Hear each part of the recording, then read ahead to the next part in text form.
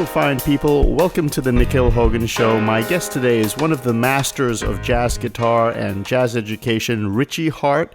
He has performed with some of the biggest names in jazz, including Ron Carter, Jimmy Cobb, Dr. Lonnie Smith, Don Patterson, Jack McDuff, Freddie Hubbard, Hubert Laws, just to name a few. And he is also a professor of jazz guitar at Berklee College of Music. Hey, Richie, welcome to the Nikhil Hogan Show. It's nice to be on your show, Nick.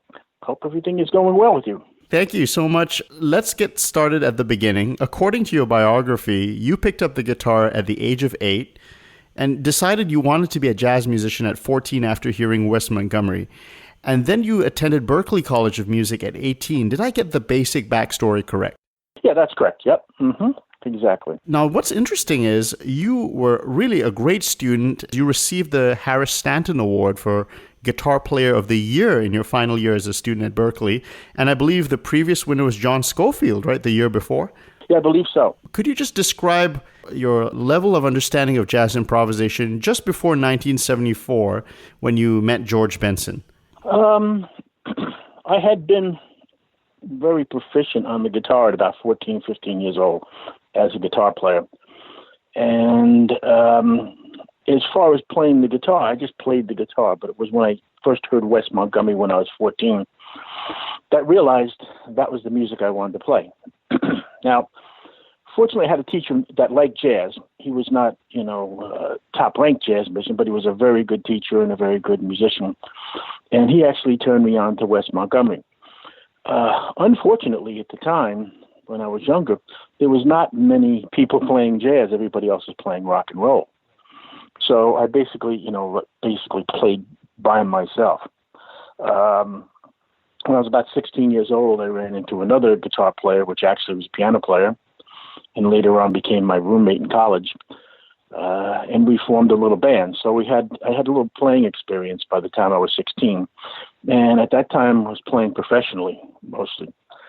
So I did study a great deal on my own. I had my reading, had my ability together, but I never had a chance to actually play with really higher level jazz players.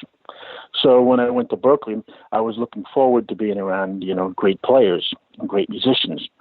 And when I got there, I didn't realize how my reading ability was and things, so I got rated very, very high in my semesters. And the first semester I was there, the very first ensemble I worked on, the second day of school, I look in class and I see these guys that look like they're older than I am.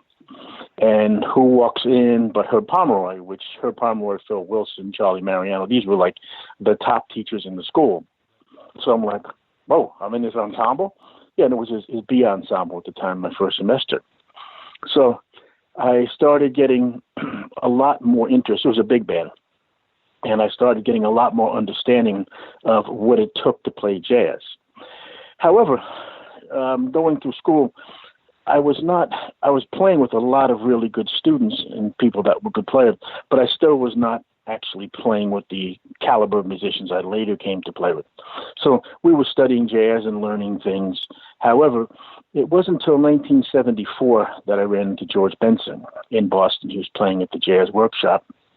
And a guy I was studying with at the time, Jim Friedrich, we went down together and he introduced me to George. And when I was with George, he said, yeah, man, I've heard a lot about you. And he handed me the guitar and he walks around the room and everybody's watching me play. And he came back and he said to me, he says, yeah, man, he says, I don't really teach. He said, but, I live down in New York. I live in the Bronx. If you're in town, give me a call. We'll get together. So little did he really know that I was from New York and I used to go back every weekend from Boston. Right. So I called him up the next week when I was back. He said, man, you down here? I said, I live down here.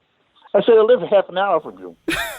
So anyway, I go into George Benson, and, he's one of my idols. Wes Montgomery, George Benson, Kenny Burrell. Those were my three main influences. Where was he at his career at the time? At that time, he was recording for CTI Records. Okay. He had recorded Beyond the Blue Horizon for them. He did White Rabbit. He did Body Talk. And around that time, he had just finished Bad Benson. And that was his career. Just a couple of years 2 years before he went to Warner Brothers and became, the big pop star and very successful. But at the point, I could solo and improvise on all kinds of changes and all kinds of tunes, but I still was not getting the sound of jazz that I wanted to hear. There was something lacking. So we sat down, and actually before I got there, he was upstairs. He said, "I'll be down in a minute." And he had a book of violin music, and I could read practically anything in those days. So I'm down there reading the book. He runs down. He goes, "You're reading that?" I said, "Yeah, turn the page."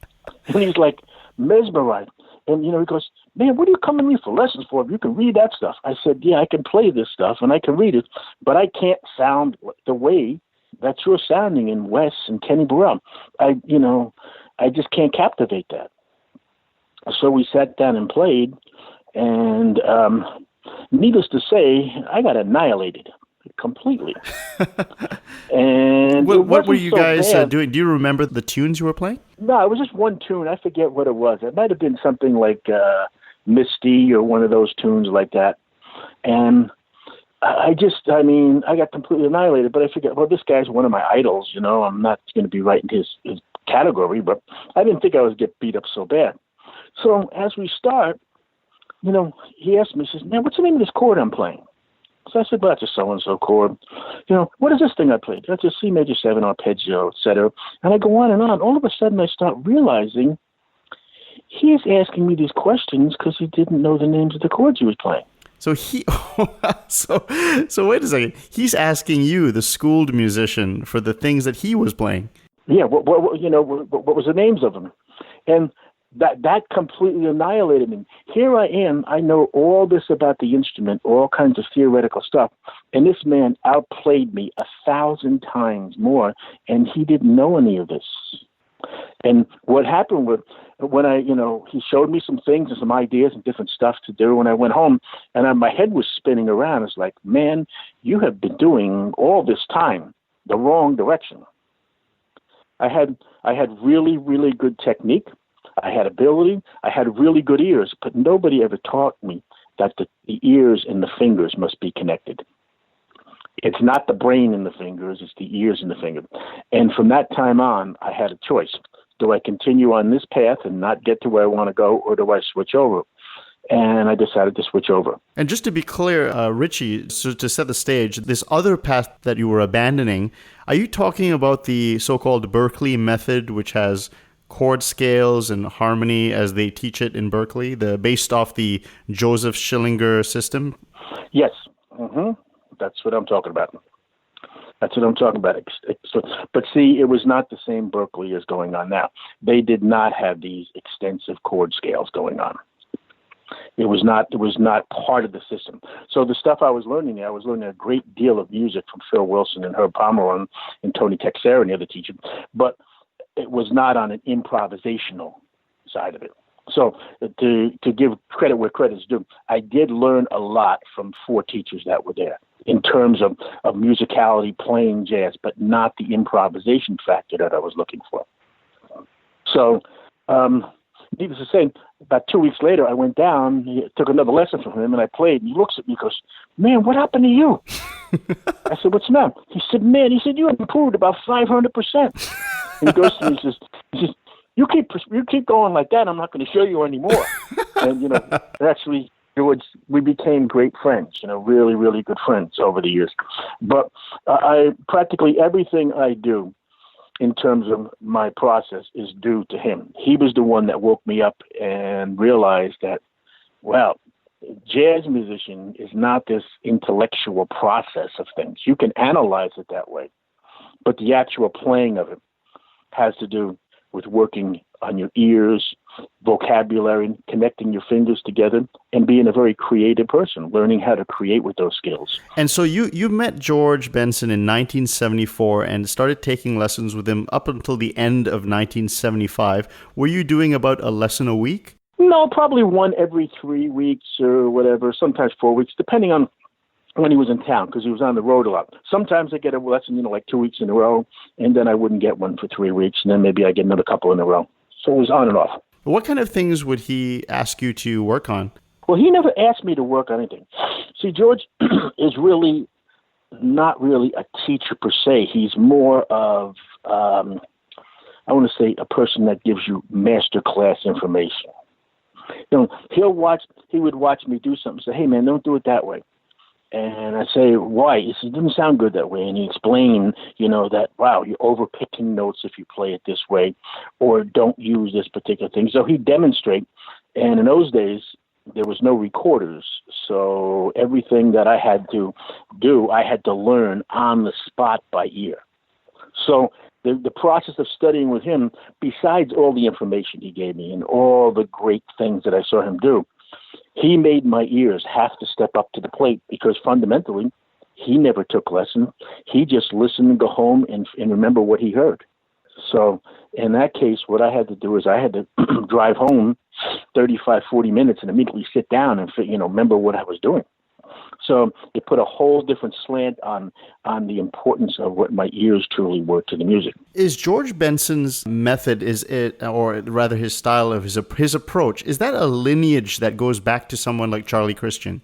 Oh, it goes all the way back. It goes even further back than that. But generally speaking, Charlie Christian is the one that brought into American-based music the idea of building more interesting sounds based on different chords than the rhythm section is playing. So the rhythm section might be playing an F7 chord, and Charlie Christian would be playing something like a C minor off a C minor chord, A minor 7 flat 5 chord, another structure, not another scale, but another chordal structure. And that's he and Lester Young were the two first people that brought that into music, and then Dizzy and Bud Powell and Charlie Parker and Thelonious Monk. Well, actually, Thelonious Monk was there before the three of them brought that in and started taking it to a whole other level. And then it just kept evolving through the 40s into the 50s into the 60s of dealing with that same process. Is it a simple concept, or is it something that is quite sophisticated? It's simplistic complexity is what I call it. Most things in the world that are complex are based on simple things. In fact, our universe is based on atoms. We don't look at it and see it that way, but it's based on a basic principle. And the same idea with this is based on finding a different structure by looking at a chord and realizing that, well, these are other colors that can be played, and it formulates 3 or 4 more interesting notes, and those become our target notes. Now, one of the key factors behind this is the fact that music has not been diatonic for close to 300 years. It's been based on a 12-tone system. So once we have these 3 or 4 interesting new notes instead of the original chord, we now can apply approach notes and other notes moving to those as our target note. So we actually learn how to hear basically around triads and 7th chords and then embellish those. We should contrast that, Richie, with the chord-scale system, so to speak. So that you just mentioned that was more of a newer thing that Berklee had started to introduce within the realm of improvisation. And that is kind of a newer concept over the decades in Berklee, where now you take a chord and then you give it a so-called chord scale, and that maybe is derived from modes or something like that. So what is the problem with thinking that way? Well, the problem with thinking about that way is basically scales are perfect. Major scales, harmonic minor, melodic minor scales. They've been around for hundreds and hundreds of years. The purpose of the scale is to be able to learn the intervals, learn to hear different combinations, but basically to form harmonies. So any particular scale, like a major scale, has 7 7th chords and 7th triads in there, minimum. And it also has, as well, different inversions of those things. So fundamentally, what we're looking to do is when we're playing a song is connecting the harmonies together. Not what do you play on one chord out of time and what do you play on the next chord. So classically, going way, way back even to Bach's time, not even further, musicians would learn how to connect lines by how does each chord voice lead to the next chord, rather than just randomly playing whatever notes that they felt like. So the process is not playing vertical, but playing horizontal. So now back to your original question. The idea is fundamentally like this. A scale is an alphabet. And within that alphabet, you have these other words that you can use. Now, if we take that in a language, would you take a book and say, well, it's the English language, or it's the Italian language, or it's the Japanese, and say, well, I don't need to read the book because now I know what the alphabet is that's here. So the purpose of the scale is to form different words, not to take a word and turn it back into an alphabet. So, that is a good fundamental principle. See, when I was at Berklee in 1971, we basically learned modes in like one quick thing. It's like, here's your major scale. You start from the second degree, it's a Dorian. Third degree Phrygian, okay? It's the same scale. It just starts from a different tonal center, different starting point. And the reason that came into being was to help musicians that didn't play harmonic instruments.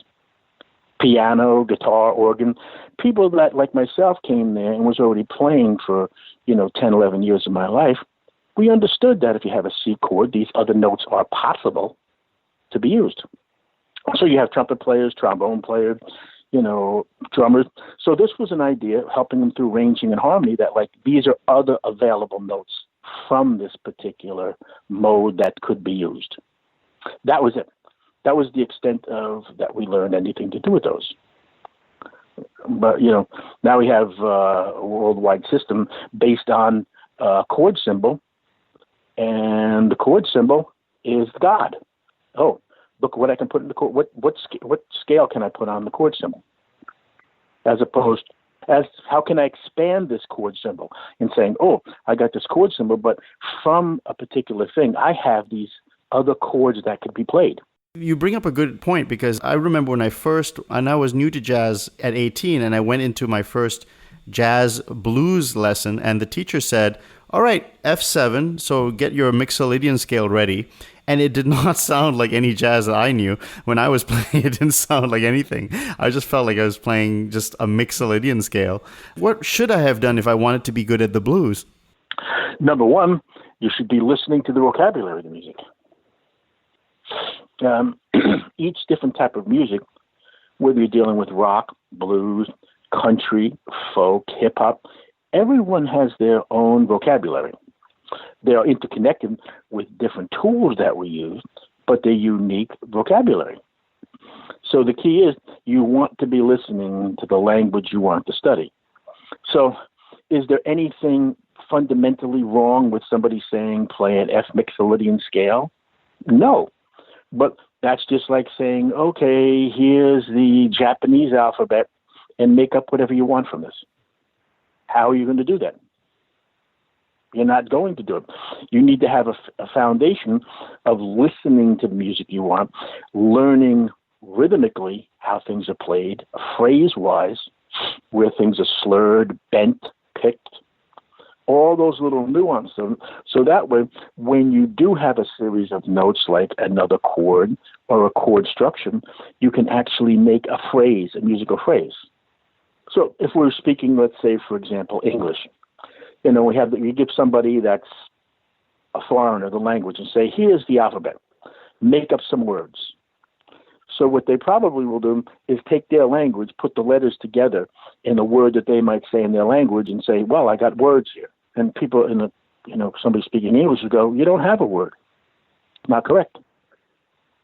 So you need to have a foundation in the field you want to play. That's really interesting, Richie. And I remember you had like a collection of like tons and tons of people just playing a blues in F.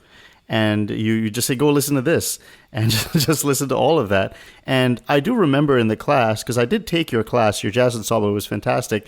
We went through transcriptions, and we fingered them very carefully. How many transcriptions should one know?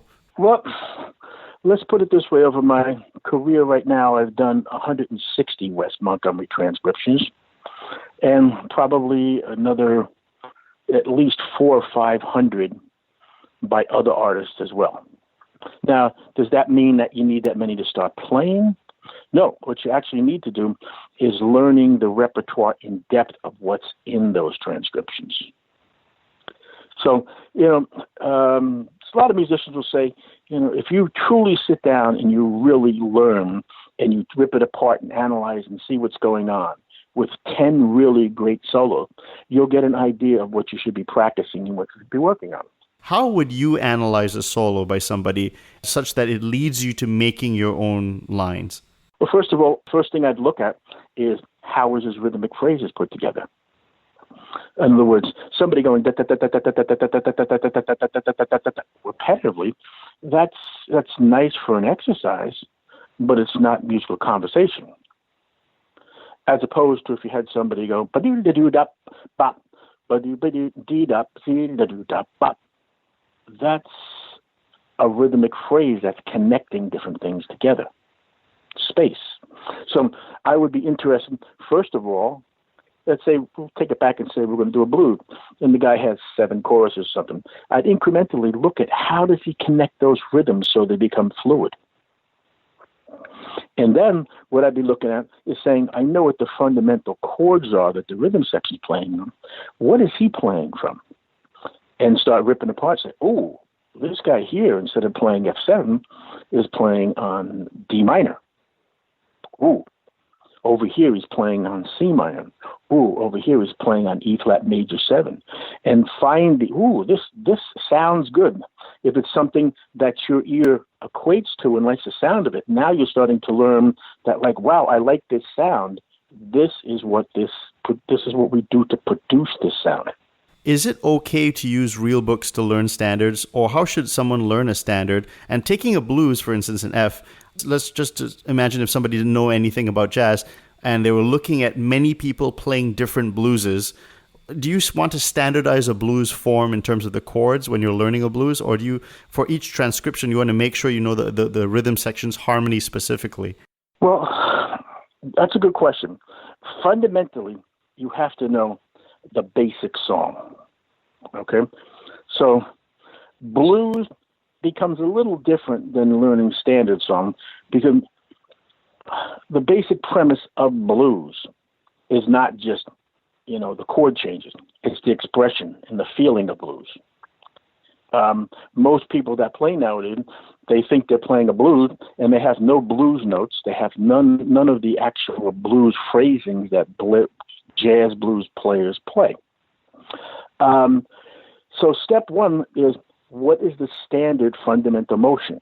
Now, every blues is going to have a different melody, so therefore it's going to be a completely different process of what type of harmonies would be used to support that particular melody. Although you're playing an F blues, you have F7 as your first chord, somebody might be playing a different structure on the top to fit a melody note that might be there. So the bass player is the person in the band that holds down the original harmonic motion to the song. It's not the comper. It's not the soloist. The bass player takes care of this. So you need to hear what's going on the bottom structure, but you don't necessarily need to play on the bottom structure. I guess to be technical, for instance, Charlie Parker's, when he's doing a blues, there are a few more different chords thrown in there. And are you very careful to make sure that you know that he's using additional chords in the head? And then when it comes to the solo, do those extra chords disappear, or would you still want to highlight, just have the basic blues when you get back to the soloing? Yes, you want to know what the changes are that he added to the tune, but no. See, this is one of the misconceptions that people think. They think that every chorus, that the rhythm section and people are going to play the exact same changes. Harmony in music, whether you go back and listen to Bach, you listen to Beethoven, Mozart, harmony varies. Melody stays stationary. So harmonic motion in a particular piece can vary. So when you're looking at chord symbols, it makes people believe, well, this is the only chord that's played here. More like a pop tune rather than a jazz tune or a classical tune. A classical composer will take an 8-12 bar melody and write a 15-minute symphony on it. And meanwhile, you'll see the repetitions of the melody and the harmony and the embellishments of that melody change drastically. That's the theme and development aspect of what jazz is about, or classical music, both. So it's not that like the idea of like this is an F7 chord and we have our substitutions and we're going to play those. That chord can be blown away and somebody could put a different chord in place of it. So there's different levels of fundamentals. You can't all of a sudden have somebody go and do this. They need to be able to make the sound of an F7 chord first. So once they learn how to make that sound, they need to learn how to make the sound of an F minor chord, an F major 7 chord. So now when that idea of playing on that structure gets transposed to another key, they actually hear in the new key center rather than the center that the bass player is playing in. That's where the complex simplicity comes in. On one of your records, there's a recording of you with Lonnie Smith. I believe it's called Live in New York City, 1981. And there's a recording of you performing Cherokee. Now, some people say 300 BPM is fast. And I think this recording is something like 400 BPM. So if you haven't heard it, please check it out. It's amazing. So when you're playing at 400, how do you think, and especially with a song like Cherokee, which has, for instance, quite a tricky bridge? Well, the misconception is people think that great musicians, when they're playing, are thinking. We don't think. We practice and think. When we play, we train ourselves to react with sounds. Very similar in nature to the way anybody speaks a language. Person starts out speaking as a kid. He learns by listening. Eventually, he can put sentences together. Goes off to school, learns words. Now, the bottom line is, when you went to school and you started learning words, most people take spelling tests at the end of the week. How do you spell the word? What does it mean? Just because you've learned that intellectually does not mean it becomes part of your speaking vocabulary. There is a big break between that. Usually in education systems, the way it works is if you're in first grade and they're teaching you these words, most of the books you're reading have those words in that level of reading. So you start getting, the idea that like these things become part of your vocabulary. So music is exactly the same way. We study different sound, but just because somebody shows you something, it doesn't mean you're ready to play it. It has to be worked into your system where it can be done with a non-thought process. You can just react with the sound that you hear. So it doesn't really matter whether we're playing a ballad or playing extremely fast. You have to be able to hear what you play and have your fingers execute that. Just as we're speaking right here, I'm sure neither one of us are thinking about the spelling of the words, what words we're saying to express what we want to say. Speak for yourself. I'm struggling with this language here. Mr. Eloquent. Okay. No, I want to ask you this. In addition to having a great ear for music, you are also a very accomplished sight reader. Now, can you give some tips on how to be a better sight reader? The guitar has the same note in several locations along the fretboard. And also, wasn't there a story you told of a famous professor at Berklee, you don't have to mention who he was, who demanded you sight read something from his book, and then when you just did it with no problem, he stormed out of the room? Yes. He wrote a chart because I was not playing the instrument the way that he thought I should play the instrument. And he wrote this chart for this guitar ensemble that had a lot of great players in it. And I used to play the first part because I was a good reader. And he puts the part in front of me like, I got you now. Now you can't play this because you don't play my way. Well, I sight read through it, and he just like stormed right out because I had studied the method, and I'd actually taken clinic with Johnny Smith. But from the time I was a kid, my teacher had me studying Johnny Smith's diagonal layout to the instrument. So that's the way I learned how to play the instrument, from one end to the other. And that's the way I learned how to read. And that's how I started learning how to read in my positions, and I started learning how to connect those positions together in playing, so I connected them together in reading as well. Okay, so you're recommending the Johnny Smith way. Well, that's one of the methods that I started with. I didn't read diagonally from the beginning. I learned my scales and arpeggios and things like that from his method diagonally. But from reading, I learned my basic positions. But I learned as I was going on, you can play the notes in the position, but that doesn't necessarily mean you can get the correct phrasing. Now, one little thing I might need to add here, guitar players are under this assumption that when you play a note, you pick every single note.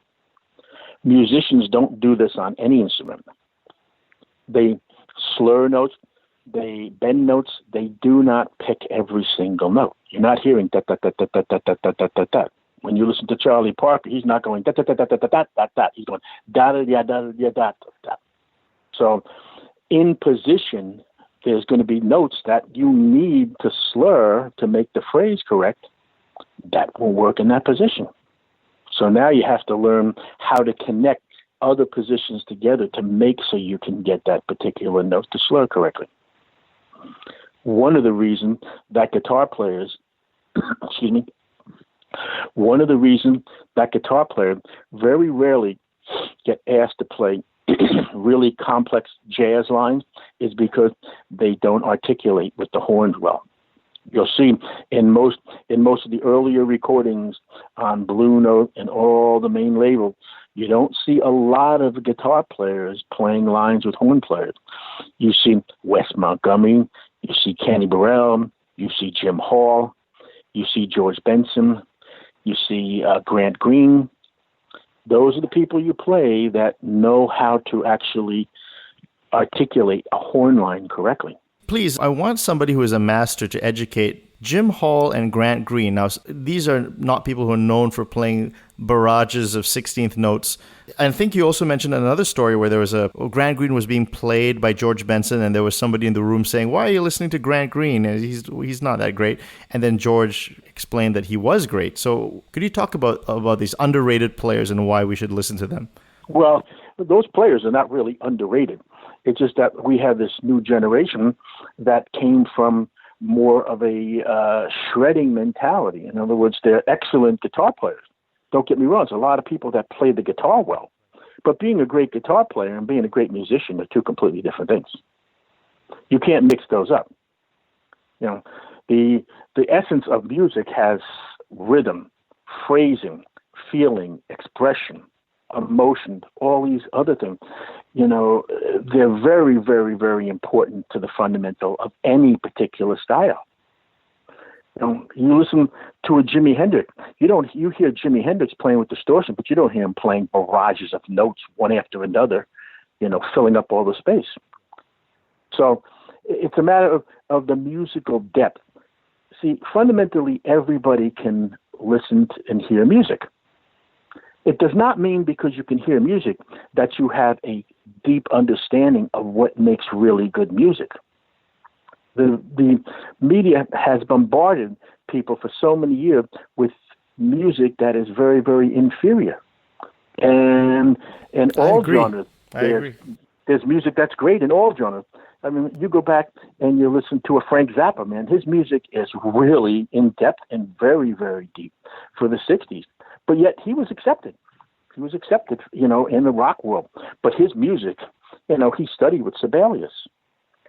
And, you know, there's a difference between that and somebody doing a simple pop tune that has 3 chords that is nice and you know, clicky. It's got a nice little melody to it. But, you know, there's nothing wrong with that music. But just because you listen to that doesn't make that's the highest end of music you hear. And you don't also have to have the most intellectual thing. It's about the expression and the feeling and emotion. I got a couple of quick questions to ask you. Do you tap your foot when you're improvising? I've heard Barry Harris excoriate people who tap on 2 and 4. I mean, what's your opinion on tapping your foot? I tap my foot, but sometimes I don't even tap my foot in time. I tap polyrhythms that I'm hearing. So I feel the pulse. The pulse to music has to be your internal clock. And number one, you have to have a steady internal clock, and then you hear different rhythmic sounds placed against that on a particular song. So, I mean, am I opposed to anybody tapping their foot? No, not if they do it well.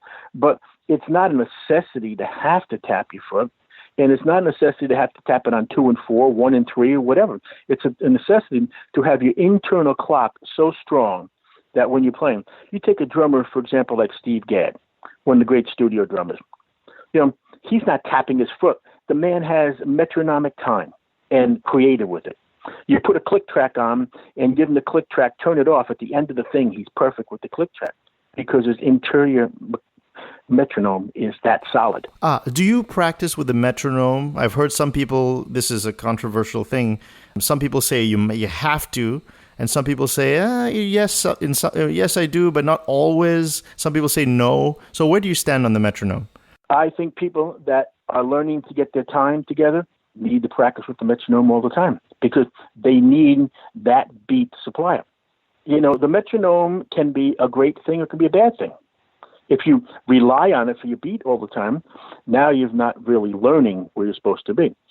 Just because it clicks on each beat does not necessarily mean we just hear a beat. What we hear is we hear many subdivisions of the beat. Now, we were talking earlier about jazz.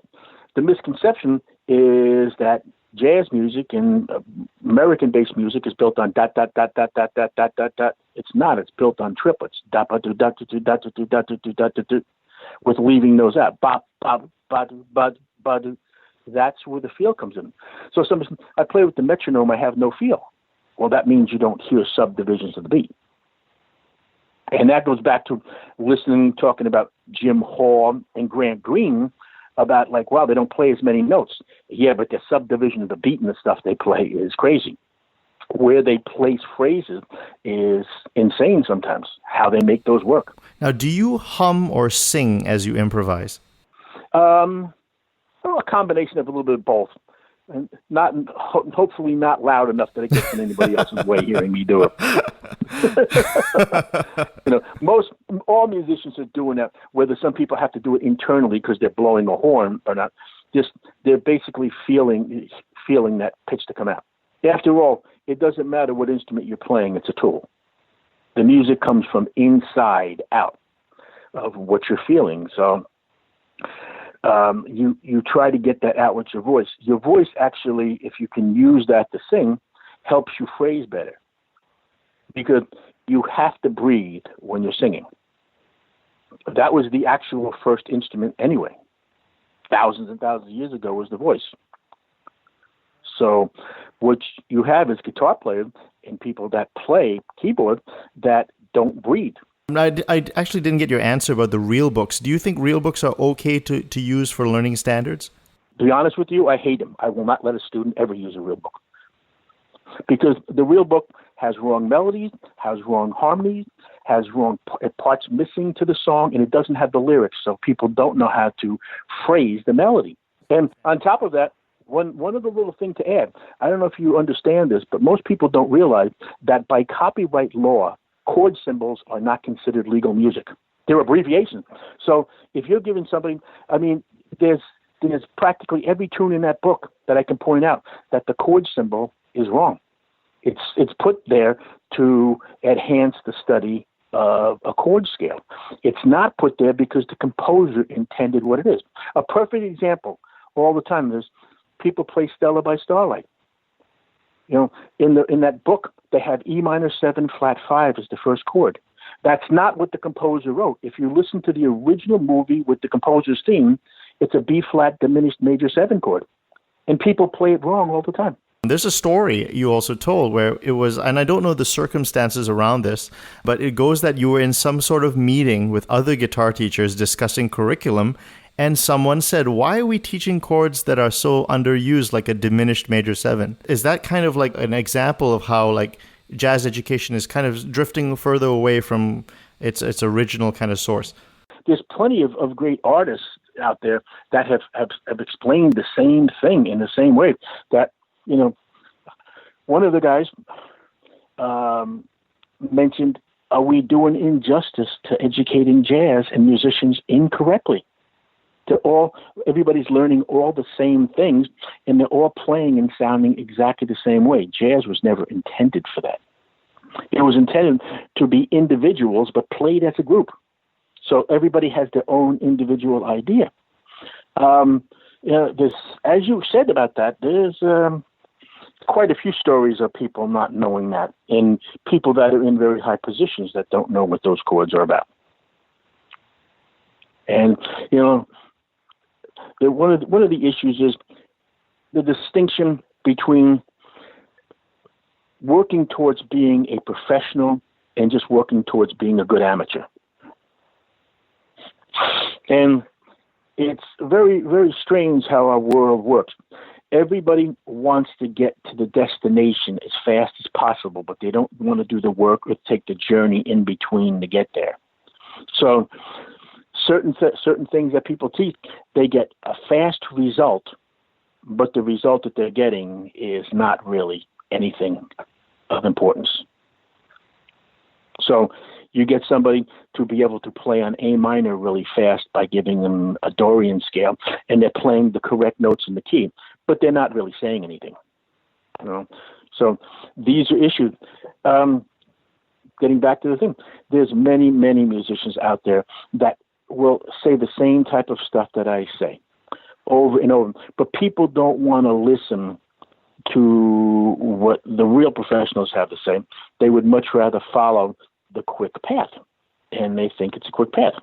So, you know, fundamentally, we have a mixture of these people that can play their 20 songs really well, and they think they're professional and they know what they're doing. No, they just worked out their basic thing, and they play the same thing every time.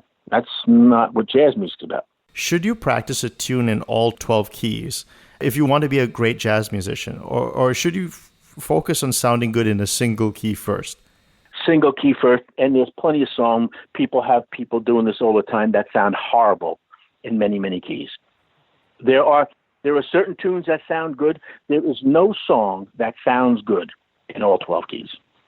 So to waste your time learning keys by doing that, why wouldn't you just learn a song that's written, let's say, in the key of D flat, rather than taking something that when you move it to D flat becomes so dark sounding that it loses the effect of the lyrics and the melody and the harmony of the song. So, like, for instance, your Cherokee that you were playing, have you practiced that in many keys, or do you want to get it really good in the standard key of B flat? Well, I practiced it originally to get in the key of B flat. I can play it in whatever key. Keys are not an issue when you can play. It doesn't really matter what key I'm in. It matters, can I hear what I want to play? You know, the fact of mastering keys, if you do it correctly, doesn't take a lot of time. However, for guitar players, it can take 10 lifetimes because they actually learn how to play they learn how to play like 15 fingerings of every scale, which is ludicrous. It becomes the most ludicrous thing in the world. You know, I'm going to learn every possible combination in existence of how to say an alphabet. But if you haven't learned any words, what good are all those combinations? Okay, next question is, as an improviser, how are you different today as compared to 20 years ago? Oh, every day I get more and more different. Because what happens is my ears change. Over time, my ears hear more and more things. From listening to music, transcribing, and just paying attention to things, I hear a new way to do something. So comparatively to like the recordings with Lonnie Smith, I listened to those and I said, man, I was really playing nice and really, really great. I wouldn't want to play like that right now because that's not who I am. I've changed a lot of things since then and learned more tools, more skills to add to what was going on. It was perfect for that time. But I learned from the past, but I try not to keep my playing in the past. It was very interesting how you were actually tying this to classical music. It almost, to me, when you're saying how to voice lead from chord to chord, that sounds a lot like figured bass to me and counterpoint. And I want to get your reaction to some very interesting developments in classical music education in recent years. There has been kind of an explosion of interest in classical improvisation, thanks to the emerging fields of partimento and also figured bass. I remember you in your ensemble, you mentioned a story of Bach improvising fugues, and it really got me thinking about the parallels between classical music and jazz.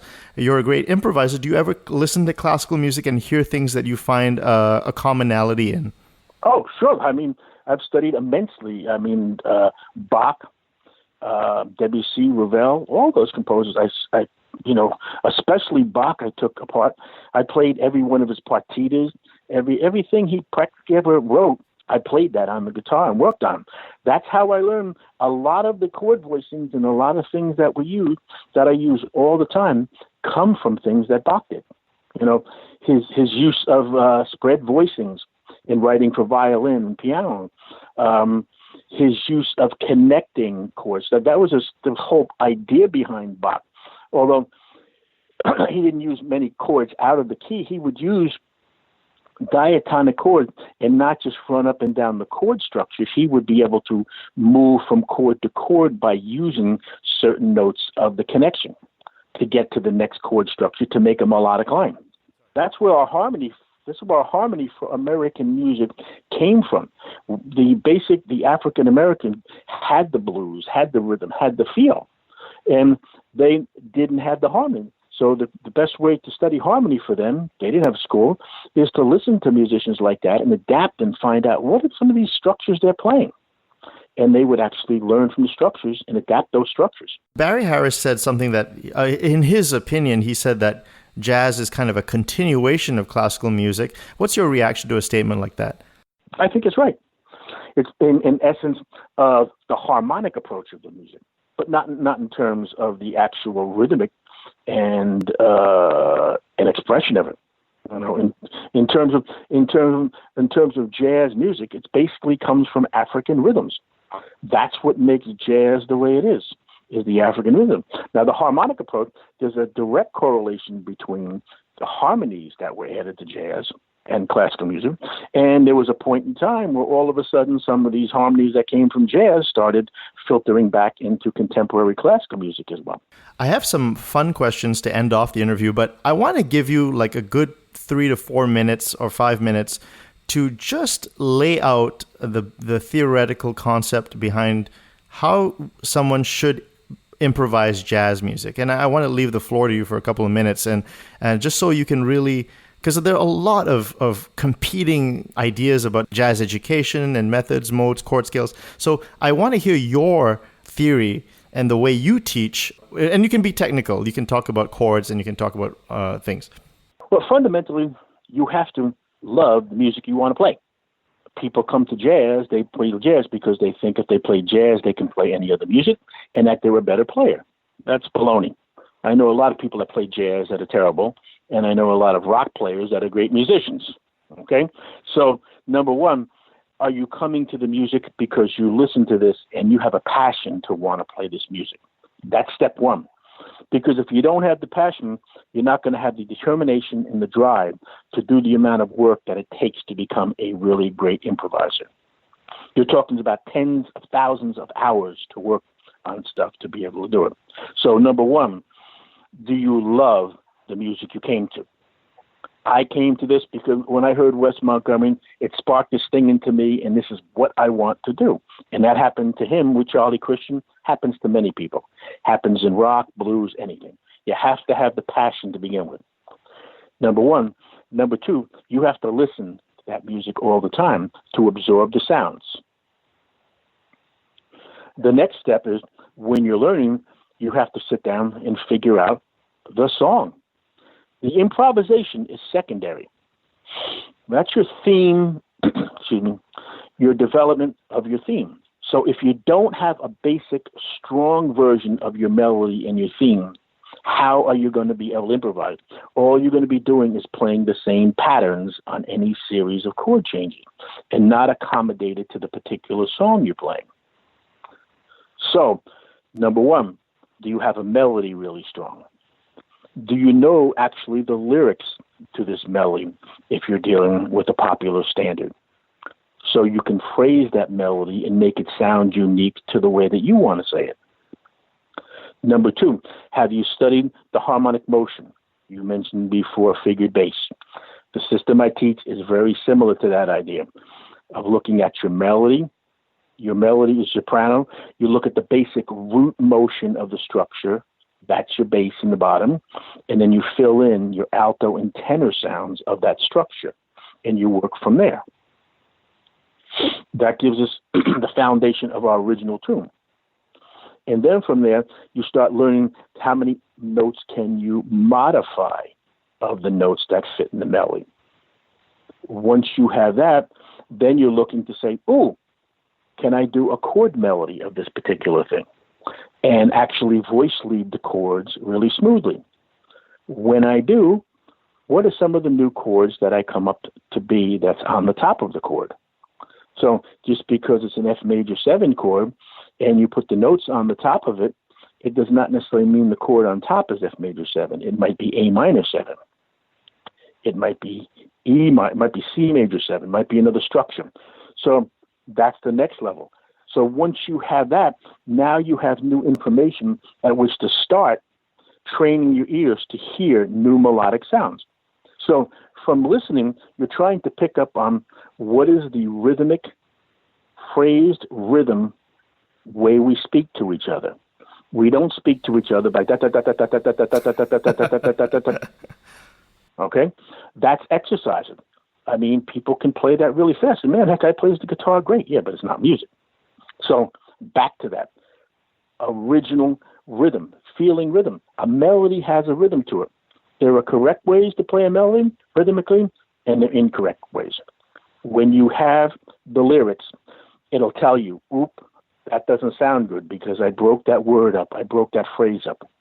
So that gives you a more in-depth detail of how to play lyrically, which is the things you hear people saying, man, that guy's a very lyrical player. That's what the guitar players that I mentioned earlier are. They're very lyrical. So with that in mind, once you have that, then you start moving into your ideas of your chord. So now you're connecting and saying, well, I have a particular structure here. How do these notes move correctly to my next structure? And you'll find out that any triad you want to play, your 7th chord, the notes will have to adhere to moving no farther than a minor 3rd in either direction. Most of them are always going to move to a note that's a half step, a common tone, or a whole step up to accommodate that new structure. So now, instead of I've gone from knowing what I can play in this chord, now I've come to how do I connect from chord number 1 to chord number 2, to chord number 3, to chord number 4. How does my line, like the melody, fluidly move to the song and not become disjointed? That's one of the fundamental processes that all my students that work with me have to go to get to the more advanced type of things. But that's your foundation of actually starting with a theme. Music has always been the same thing in classical music. There is a theme, and you develop that. When you take out your melody, your lyrics, and forget that, you no longer are actually playing music. Can I ask a quick minor question? When you talked about that F major 7, you're talking about maybe superimposing that A minor 7 with the G. Does that G, all those upper extension notes, do they have to be diatonic to that chord? Or are you thinking about options that could possibly be not related to that key? Well, it comes down to the two functions of chords. Every chord structure functions two ways. It functions as a tonic, which means it's a landing place, so you want things to land that would vertically be okay.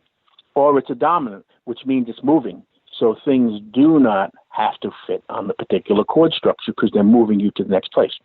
One of the issues, everybody learns chord scale. They learn in stop time on each chord. They do not hear the forward flow. So, this note is wrong. Well, this note is not wrong if you're listening into in time where it's moving to next. We don't hear music, and we don't play music vertically. We play it horizontally. So your question is, if you can hear a particular pitch on that chord structure moving, and it's a moving chord, it works fine. Plus the fact that any chord can have any particular note played on it. It means whether it's a landing point or not. So the ones that you place as your chord on the top is your tonic notes, and then you can place other notes to pull you to those notes. So you have that A minor on top. You have basically A, C, and E. Those are notes you can play. However, I can play G sharp to A. I can play B to C. I can play B to A. I can play D to C. I can play D, D flat C. I can combine all those as long as they resolve to those new tonic structures of that new chord structure. So you're really thinking of chords, but in a figured bass way, voice leading chords in movement horizontally. Right. Okay. That's great. That's fantastic. Well, I mean, I can't help but ask you a couple of fun questions just to end off. These are hot seat, rapid fire, all in the name of fun. Are you ready? Sure. Top 3 saxophonists. Go. Top 3 saxophonists: John Coltrane, Charlie Parker, Lester Young. Top 3 trumpet players. Freddie Hubbard, Lee Morgan, Louis Armstrong. Top 3 piano players in jazz. Top 3 piano players: Wynton Kelly. This is a hard one because I love so many piano players. Wynton Kelly, Bud Powell, and it's kind of hard for me to pick the next one because, as I said, there's so many. Wynton Kelly, Bud Powell, and McCoy Tyner. Top 3 drummers. Top 3 drummers: Jimmy Cobb,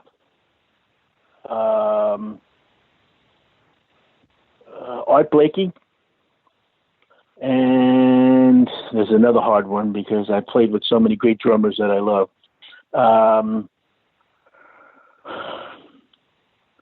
Probably Art Taylor. Top 3 bassists. Paul Chambers, Ron Carter, and Ray Brown. All right, here we go. Top 3 guitarists. Wes Montgomery, Kenny Burrell, and George Benson. If you could time travel and play music with anyone in history, who would it be? Anyone in history?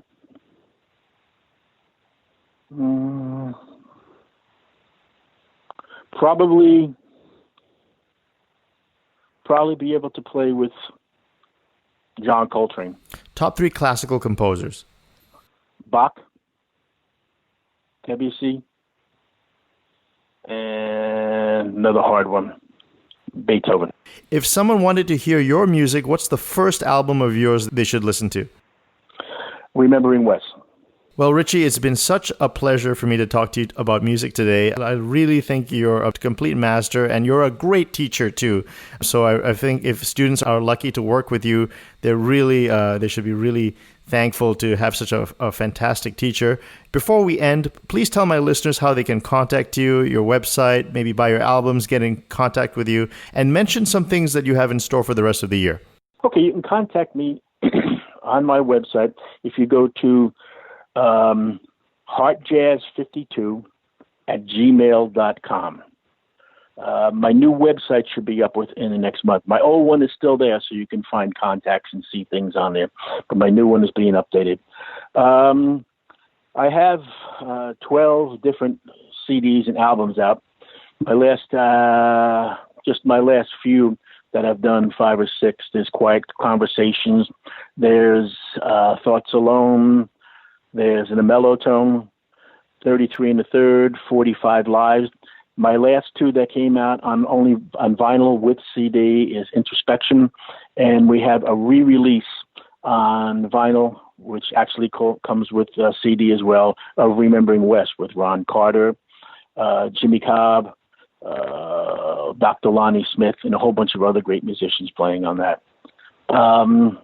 As far as what my plans are, I'm still teaching. I still do a lot of online lessons on FaceTime and clinics, as well as I'm still teaching at Berklee and teaching classes there online right now on Mondays and Tuesdays.